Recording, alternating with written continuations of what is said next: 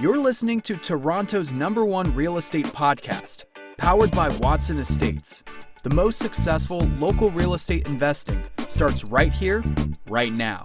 Here's your host, broker, investor, and social media influencer, Bradley Watson.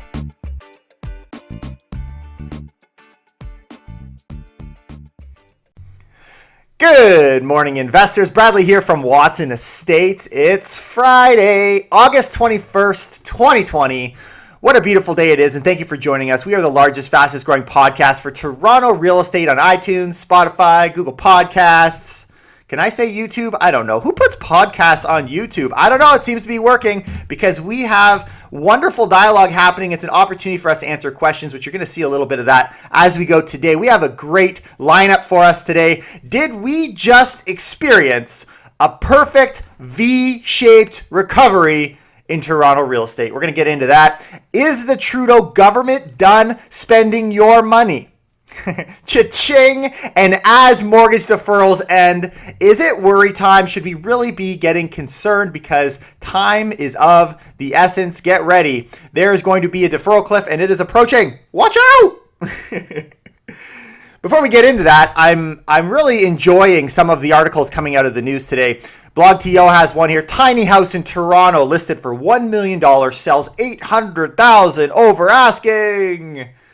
And there's another one here. Toronto's tiny $1 million house just sold for nearly double the asking price. And here's one here.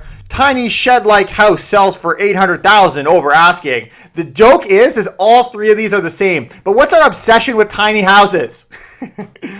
Like, the closest I've been to tiny was last week. We were at Tiny, Ontario at the Tiny Beaches. When I think of tiny, I instantly think of that place. And do you know what washes up on tiny beaches? Microwaves. Good one. But why is everyone in love with tiny homes? I mean, it's good news, right? Like, it's for some of us guys, like, is my wife dissatisfied with my body? A tiny part of me says yes. Anyways, I find that trend really funny, but it's for some people, not for me, but for some people.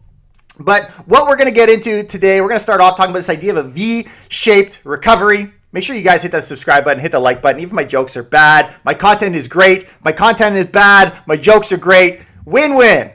And this comes from TorontoStories.com. TD touts V-shaped recovery in Canadian housing market.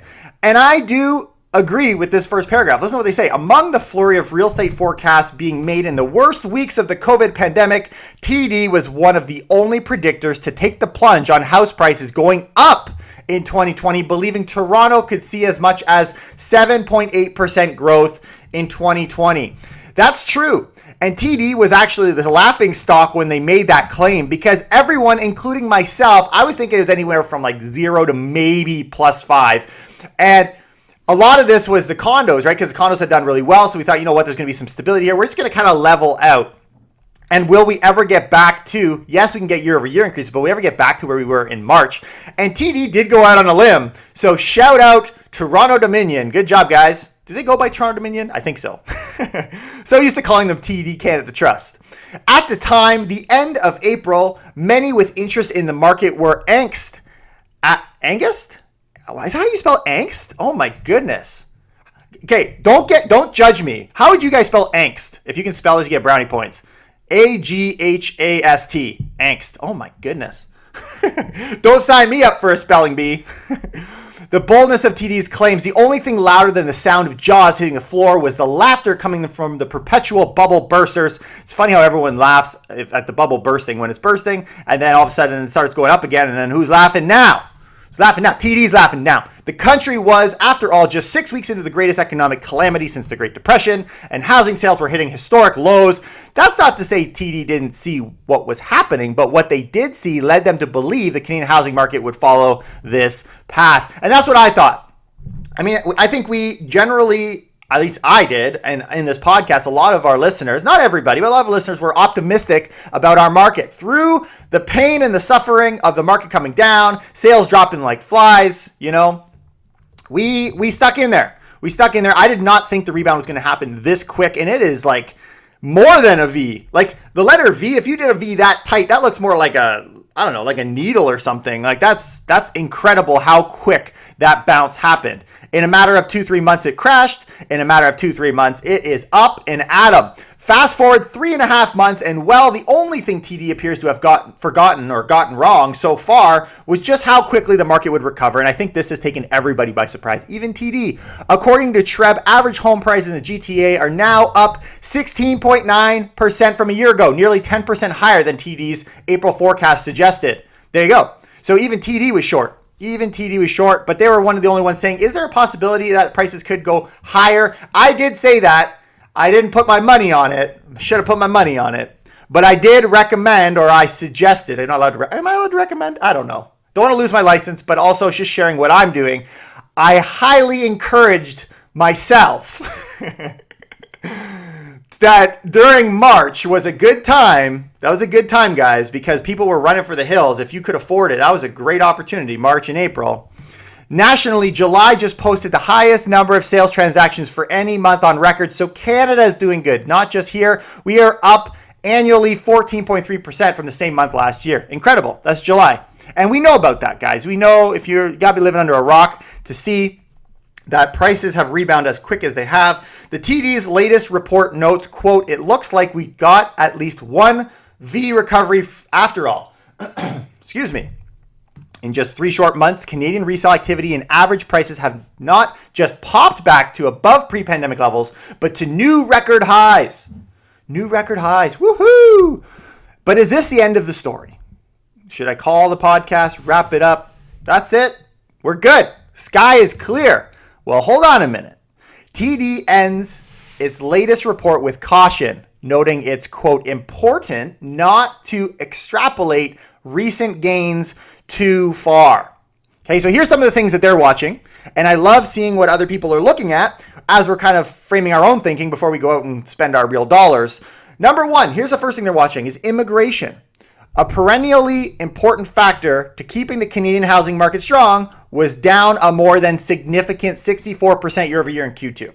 And we've been tracking immigration, and depending on who you ask, immigration is getting clobbered, but it's also increasing once again. It's growing, and the doors are opening to immigration and permanent residents, so we will see. But immigration is something to keep in mind, not the one thing I'm most concerned about. In fact, as immigration opens, if we're able to handle ourselves like this without immigration, oh, just you wait. Number two is this idea of a mortgage deferral or mortgage deferral cliff. We're going to get to this later in our podcast as well. But this idea of as they start to say, now you owe us this money, and we know there are 750,000 Canadians that are deferring their mortgage or have deferred their mortgage. But I think now we're going to see this in the numbers later. There's very few of those left, and the options are available to the banks now on how we're going to deal with that. So we're going to talk a little bit about that. And also, third point is CERB, right? We got CERB ending. This is things that TD's watching. The government relief program implemented to offset job loss during the pandemic will also be coming to an end on September 26th. Though, as TD notes, quote, the pandemic has disproportionately impacted lower income Canadians who are less likely to be able to become homeowners. That's an important point. So it's not going to affect all of them. But if we take us off CERB, spending goes down, right? Because if you have guaranteed money coming in. So we are right now transitioning into EI, which brings me into another point in just 1 second. Before we go there, I want to kind of talk a little bit about the market because I've had a couple questions on YouTube. Thank you, W, for your question. Will this cause a collapse in the condo market should condo owners sell? He tagged the blog TO article talking about condos and how they're spiking in rent. We've been talking about this. This is not new.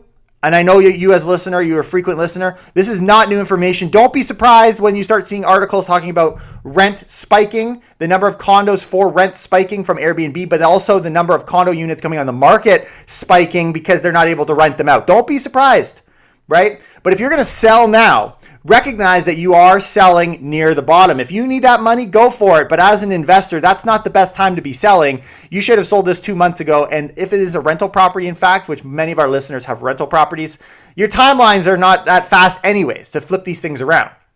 So I would be looking at what can I buy? Where is there a purchase opportunity instead of when can I sell? Because if you're in the condo space right now, not the best time to sell.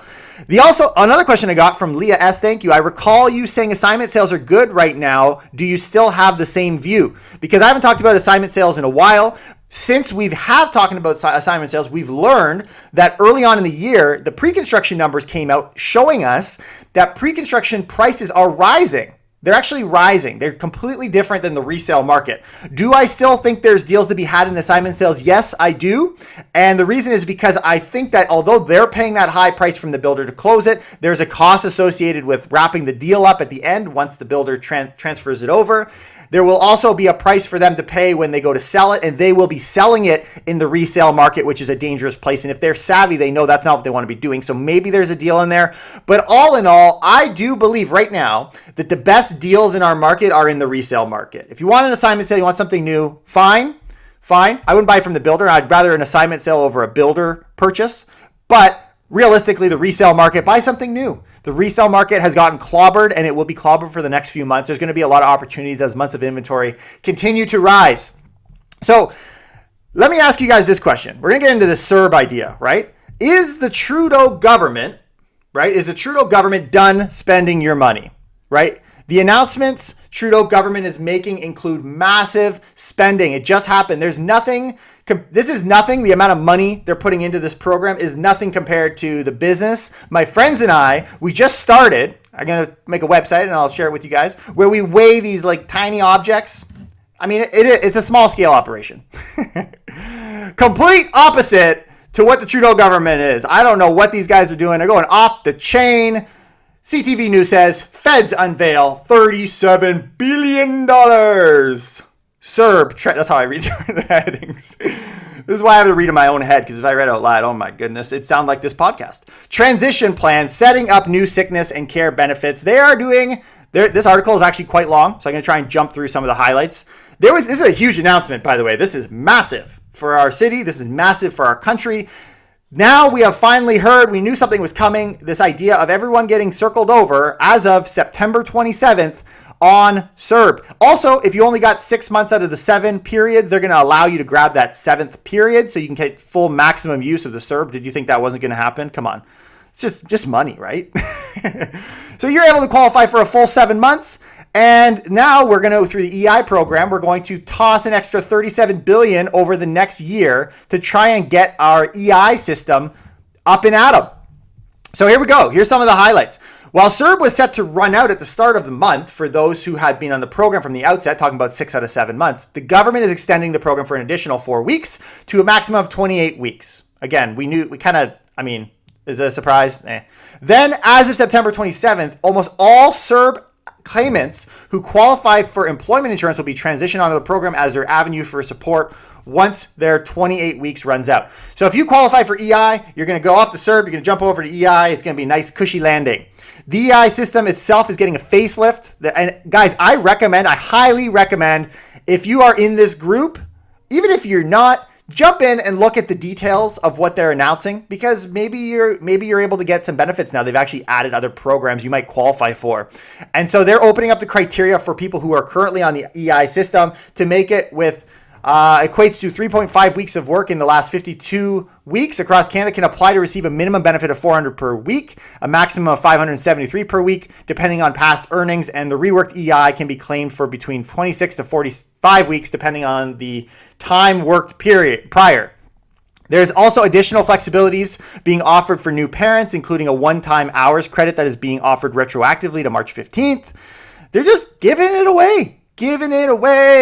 EI claimants can earn income, but will have their benefits adjusted, reducing their benefits by 0.5% for each dollar of earnings. So yes, you think, I'm going to get free $400. Well, no, because if you get money that's earned over a certain limit, you're going to end up having to pay back half of that based on every dollar earned. So it's not just a freebie, not like CERB, but I mean, it kind of is. And then there's 3 new benefits. This is really the big news. Okay, here's 3 new things that they've added into this program that will all kick in on September 27th as well. These benefits are also taxable, meaning the tax will be deducted from the payments.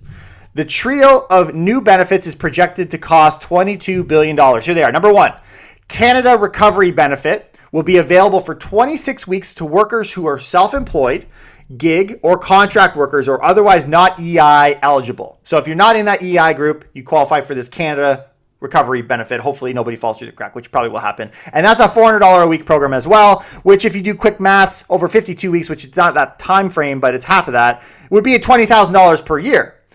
Now, is that going to incentivize people to not go out and do their gigs? Maybe. I mean, how much? I guess it depends on how good they are. Like if you got a voice like mine, you definitely won't be working. You take that freebie, right? All right, number 2, the Canada Recovery Sickness Benefit, created for those who don't already have paid sick leave through their employer to make it easier for people to stay home. The idea being here, you'll get $500 a week for up to 2 weeks. We don't want you coming to work if you got COVID. All right, you can get 10 business days off. That's enough for 14 days. Take your time off. Enjoy your little vacay holiday. Get better. And it says it cannot be claimed if the employee had paid sick leave through their workplace, which is a really funny thing, the way government works like that. Oh, your employer's going to pay for it, so we're not going to pay for it. All right, okay. Way to support small business. Number 3, third new program is Canada Recovery Caregiving Benefit. Provides help in the instance where someone needs to stay home to care for a loved one, such as a child under the age of 12. This is where it's going to kick in for you parents out there. A family member with a disability or a dependent because school, daycare, or other care facilities are closed due to the pandemic. It offers 26 weeks per household, with just one adult per household able to claim for the program. Provides $500 a week. So they've added these extra programs. Yeah, they've just bulked it right up. Officials say $7 billion is estimated to be the cost associated with the change, not counting the payments that will be made. Since March, CERB, here's some fun facts, paid $69.37 billion in benefits to 8.61 million unique applicants. So far, 4.1 million applicants have returned to work. So out of the people who collected CERB, half of them are back to work, the other half are not, and we've spent pretty much $70 billion. The extension of CERB by another month is set to add an additional $8 billion onto the total cost of the program. And when they ask Freeland, who is our new finance minister, what comes next? Like, do you have any more money? They don't have the actual question. That's just like if I were asking. She says this is just the beginning. There is a lot more to come. The spending is going to be out of this world, and it already is. Speaking of out of this world, what's E.T. so short for? You know E.T., the old movie? Am I that old? No. It's because he's got tiny legs. Duh. All right. Moving on. I'm just going to go through some highlights, some of the news before we get into our last topic, talk about the deferral cliff, if it is a cliff. And I'm gonna give you some of the highlights. There's some big news here, guys. Such big news. I'm gonna go through it so fast, but oh my goodness. It's crazy, the news cycles right now. Ontario moving forward with Eglinton Crosstown West Extension. The Ontario government is one step closer to getting shovels in the ground as part of the largest subway expansion in Canadian history. So the other day we were talking about another subway extension, and here's one more. So transit spending is en route. The government of Ontario, as mentioned, is spending money. If you don't like the priorities they're putting that money into, well, that's your own problem. But money is being spent, and in this case, a lot of it is going to transit. So great news. This is going to be, it's called the Eglinton Crosstown West Extension. There's going to be putting an RFP tomorrow, which in this case is yesterday, because I came out this a little bit late. Obviously I missed yesterday's podcast. So they want to break ground as soon as possible, which is great news. People are painting a very grim picture for businesses being evicted. This is news number 2. And this idea of, everyone's just like very freaked out, right? Back in university in my room, I had a painting, and in the painting there was this little tiny lake. That was until I pawned it off. Get it? Pawned it? Oh, my jokes are so bad today. They're so bad. You got to pay for that school debt somehow. All right. TheStar.com. A wave of business evictions is expected in early September, CFIB warns. As you guys know, if you've been following our podcast, the business rent subsidy program is trash. It's garbage. No good. Ontario's commercial eviction freeze ends on August 31st, and you think, oh, well, they froze it. That was what everyone was calling for, these advocacy groups. You got to freeze it. You got to force their hand to apply for this program. That'll do it. Well, here's what the CFIB, the Canadian Federation of Independent Business, says. Our numbers show that only about 17% of Ontario businesses have used the rent subsidy program. Well, that didn't work. Almost $3 billion was budgeted for the program, right? And the federal government's fiscal snapshot showed $220 million of that was used. Oh, boy. Oh, as you guys know, this program, if you haven't heard about it already, it's for commercial properties paying up to $50,000. Landlords would give 25% rent, tenants would give 25%, and the rest would be coming out of the government. They would pay the extra 50%. But already some Toronto businesses are anticipating having to shut down because the point is the businesses don't want it. And so here's the the what will happen out of this. The CFIB is pushing the federal and provincial government to take the unused money from the CECRA and find a way to get it directly to commercial tenants. Either, I love how it's like, go give it right to the tenants. If the landlords aren't applying for it, give it right to the tenants. Is the tenants going to pay the landlord, or are they going to get kicked out anyways and run with the money? Like, how does this even work? Either through an extension or a change to the program or a new program altogether. The program don't work. As well as an extension to both the freeze, and the rent subsidy program, because that helped, right? Let's just freeze it. Let's freeze. I mean, we've already got the landlords by the neck, just keep it going, right? But in this article, what I'm getting out of this is changes are going to be coming soon to the CECRA and small businesses. So either the changes are going to happen, or you're going to see a bunch of more small businesses out on the street. We'll see. Okay. I know we're flying through the news, guys. There's just so many different articles here. Look at this one here, TorontoRealtyBlog.com. Another one bites the dust. That's the name of it. Indeed, as it pertains to popular real estate websites not named Realtor.ca, another one has bitten the dust in a long line of dust biters before it. There's a website called Bungle, Bungol. I've never even used. I don't know who is using this website. Anyways, they sent an article to their membership, which I think is really, really funny. This is what they say. We are faced with a situation. Treb was vague in their letters because Treb told them you got to shut down, and they removed their access to the data for MLS sale data, right? But they say this, honestly, we are terrified of Treb and would have done whatever they told us to do. We don't understand why they are doing this to us. So they just shut them off, right? Like there was no warning, nothing. And I love the way that they say it in this article. I mean, very critical of Treb, which, that's okay. That's funny. With Bungle, now shut down. Can you recall the other popular real estate websites that are no longer in existence? TO Solds. That one was really popular back in the day, but it was eventually shuttered. Mongo House. I remember that one. They were shut down in 2019 after Treb filed a $2.1 million lawsuit 1 year earlier. How about Sold Watch? Their website's still functional, merely explaining thank you to many of our supporters. The service is now closed. Or Zoocasa. We thought Zoocasa was going to come clean up shop. I'm getting emails from them in my email every so often. They're just fishing at this point. They were an existing brokerage providing sold data back in 2015 against Treb's orders, but eventually backed down. They say this. Geez, this sounds familiar to Napster. Do you guys remember Napster? LimeWire, Kazaa, don't know that one. FrostWire, iTunes. Everybody and their mother uses now House Sigma.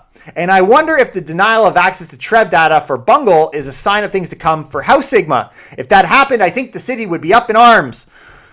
So the question here is, why did Treb take away Bungle's access to sold data? And the answer is we don't know. And Treb is giving a very brief statement that is overly, it's just literally just a waste of time talking about their bylaws and their rules and their policies and how we're not going to comment. Oh my goodness.